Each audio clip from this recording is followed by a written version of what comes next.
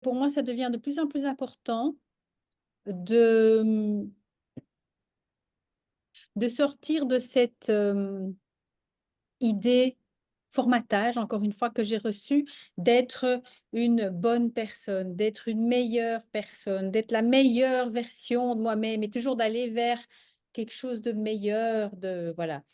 Alors, je dis pas qu'on progresse et bien sûr que j'ai envie d'évoluer, mais dans cette évolution, je pense que c'est important de prendre en compte, ce qu'on peut appeler mes zones d'ombre, ma violence, les côtés, moches que d'habitude j'apprécie pas et de les embrasser parce que je vais essayer d'être claire, parce que en fait, je vois qu'en les embrassant et qu'en les acceptant, ça me redonne réellement un choix. Donc, autrement dit, si j'ai décidé aujourd'hui d'être une bonne personne, il y a forcément des choses que je vais faire d'une certaine façon, je vais aborder les gens d'une certaine façon, je vais me conduire d'une certaine façon et je vais surtout pas, être ce que je n'aime pas. Et donc, je vais entrer dans une espèce de manière d'être qui va me priver en fait de plein d'autres aspects de moi-même. Et donc, la prise de conscience, c'est de se rappeler que nous sommes, oui, moi je suis aussi une enquiquineuse, je suis aussi de mauvais poil, je suis aussi parfois assez violente justement dans mes mots. Et c'est pas une raison de valider le comportement, mais c'est important d'accepter qu'il y a aussi ça en moi, parce que c'est une force, c'est une énergie qui par moment va m'être bénéfique, qui par moment va être au service.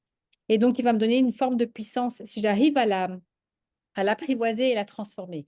Voilà. On a aussi de mettre de la conscience sur le fait que on est agi par notre système nerveux, par notre, ce qui intervient en mode survie et qui de toute façon est plus fort que notre conscience, est plus fort que notre cerveau, est plus fort que notre néocortex, notre fonctionnement. Donc on est agi par notre corps, par notre sensation de sécurité, de survie et ça souvent on ne prend pas vraiment en compte et on croit que, pour être meilleur, il y a une bonne manière de faire, mais en fait, c'est pas là-haut que ça a la main. C'est en dessous et tant qu'on ne le voit pas et qu'on n'en prend pas conscience, ben, on est en boucle, en fait, sur des schémas, sur des patterns, sur des choses qui reviennent en permanence et qui se voient au niveau systémique, dans le monde et dans les dérégulations, de notre monde. On a vraiment envie de mettre le focus dès le départ sur: «OK, c'est quoi nos modes survie?» Quand c'est qu'on est en survie, quand c'est qu'on est en sous-vie, mais qu'on n'est pas pleinement en possession de nos moyens humains. sociaux et notre système nerveux est en permanence H24 activé. Et du coup, pour rebondir avec Farah, et si j'essaie d'être une bonne personne, je suis en exigence avec un modèle que je m'imagine et du coup, je suis en exigence avec les autres. Et c'est là qu'on tombe dans les travails. «Ah, tu fais de la CNV, tu parles comme ça?» Et donc, avec une exigence que les gens qui font de la CNV, les gens qui sont dans la non-violence, ils ont une forme. Ils ont jamais, là, je vais y aller avec mon tempérament, ils ont jamais de l'intensité. Ils ne parlent pas fort. Ils parlent doucement, ils sont gentils. Ben non, en fait, ça, c'est très violent. Et du coup, ah, il y a pas de congruence, il y a pas de cohérence et là, ça juge, mais à une vitesse, extraordinaire et du coup, on retombe dans un système d'exigence, de punition, de récompense, les bons et les moins bons. Et là, ça, on veut vraiment se libérer de ça.